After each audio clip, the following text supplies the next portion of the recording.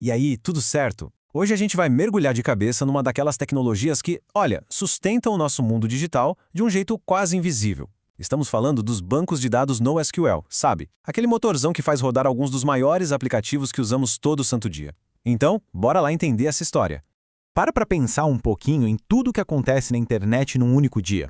Cada post que sobe no feed, cada foto compartilhada, cada e-mail que a gente manda, toda essa movimentação gera um volume de dados que é, sinceramente, absurdo. Lá pelo começo dos anos 2000, gigantes como o Google e o Facebook deram de cara com esse problemão. A quantidade de dados dos usuários estava crescendo tanto, mas tanto, que os sistemas de banco de dados da época começaram a pedir arrego. Eles simplesmente não foram feitos para essa escala. Tá, mas por que eles quebraram? É o seguinte, os bancos de dados tradicionais, que a gente chama de SQL, são super organizadinhos, super estruturados. Eles precisam de um esquema fixo, sabe? É como uma planta baixa de um prédio, bem rígida, que tem que estar pronta antes de colocar o primeiro tijolo, ou melhor, o primeiro dado. Para a bagunça organizada que é a internet, com dados de todos os tipos e tamanhos, essa rigidez toda virou um gargalo. E aqui a gente vê uma mudança total de filosofia. De um lado tem o SQL, com suas tabelas bonitinhas, focadas em garantir que cada pedacinho de dado esteja perfeito e consistente. Do outro lado, chega o NoSQL, que abraça a flexibilidade. A mentalidade é outra. É tipo, pode trazer seus dados do jeito que for. A gente se vira. O importante é crescer, é escalar sem parar. E o que essas empresas gigantes fizeram? Bom, não dava para simplesmente ir na loja e comprar uma solução pronta. Ela não existia. Então eles tiveram que inventar a própria. Foi aquela clássica história da necessidade sendo a mãe da invenção. E foi daí que nasceu o NoSQL. Foi a necessidade do dia a dia que moveu tudo. O Google, por exemplo, precisava de um jeito de lidar com os dados do Gmail e ainda indexar a internet inteira. Daí nasceu o Big Table. A Amazon precisava de algo que aguentasse o tranco dos seus serviços na nuvem e assim surgiu o DynamoDB. E o Facebook? Bom, o Facebook precisava gerenciar um fluxo infinito de posts, de likes, de conexões e para isso construiu o Cassandra. Só que toda essa flexibilidade e essa escala vieram com um porém, um dilema que está lá no coração de qualquer sistema distribuído, um conceito conhecido como Teorema CAP.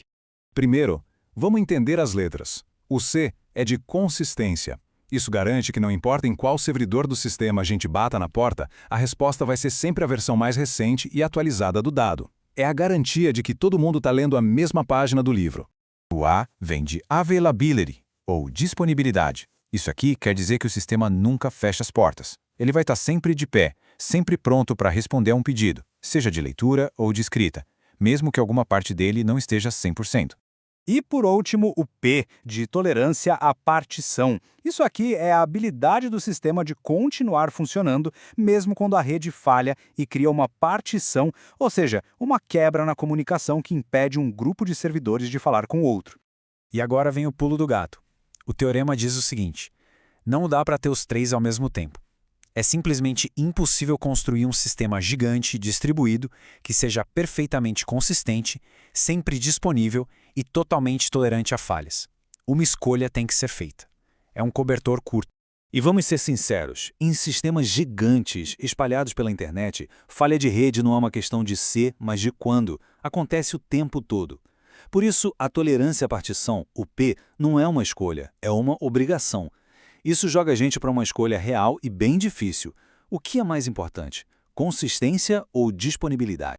E foi justamente essa escolha que deu origem a uma família bem diversa de bancos de dados NoSQL. Cada tipo que a gente vai ver agora é, no fundo, uma resposta diferente para esse dilema. Vamos começar com o primeiro tipo, os bancos de dados de documentos. Pensa neles como um arquivo de pastas digitais, só que super flexível. Em vez de linhas e colunas, eles guardam os dados em documentos, que geralmente usam um formato chamado JSON. O legal é que cada documento pode ter uma estrutura completamente diferente do outro. Isso é perfeito para coisas como perfis de usuário, onde uma pessoa pode ter informações que outra não tem, ou para catálogos de produtos. O exemplo mais famoso, o garoto propaganda dessa categoria, é o MongoDB. Agora, os armazenamentos chave-valor. A analogia aqui é a mais direta possível. É como um dicionário. Simples assim, um dicionário gigante. Esse é o modelo mais básico de NoSQL. Temos uma chave, que é um identificador único, tipo um CPF. E essa chave aponta para um valor, que pode ser qualquer coisa.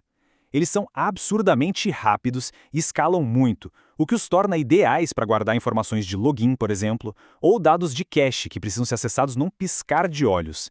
O DynamoDB da Amazon é o grande nome aqui. O terceiro tipo são os armazenamentos de colunas. Imagina uma planilha, mas com superpoderes. É mais ou menos por aí. A grande sacada aqui é que, em vez de guardar os dados linha por linha, como num banco tradicional, eles agrupam tudo por colunas. Pode parecer um detalhe, mas isso faz uma diferença brutal na hora de analisar um volume gigantesco de informações. É por isso que eles são a força por trás de muitas aplicações de Big Data. O Bigtable do Google e o Cassandra são os exemplos clássicos. E por último, mas não menos importante, os bancos de dados de grafos. A melhor forma de imaginar isso é pensando num mapa de uma rede social, mostrando quem é amigo de quem. Esses bancos foram feitos para uma coisa: entender relacionamentos. Eles pensam em nós, que são as coisas tipo pessoas ou produtos, e em arestas, que são as conexões entre essas coisas. Por isso, eles são perfeitos para sistemas de recomendação. Sabe aquele quem comprou isso também gostou daquilo? E claro, para mapear as teias complexas das redes sociais. O Neo4j é um dos líderes dessa área. Certo. Depois desse tour todo, o que a gente leva para casa? A lição mais importante está escondida no próprio nome. E esse é o ponto-chave. NoSQL nunca quis dizer morte ao SQL. Na verdade, a interpretação correta é não apenas SQL. A ideia é que o mundo de hoje é complexo demais para uma solução só servir para tudo.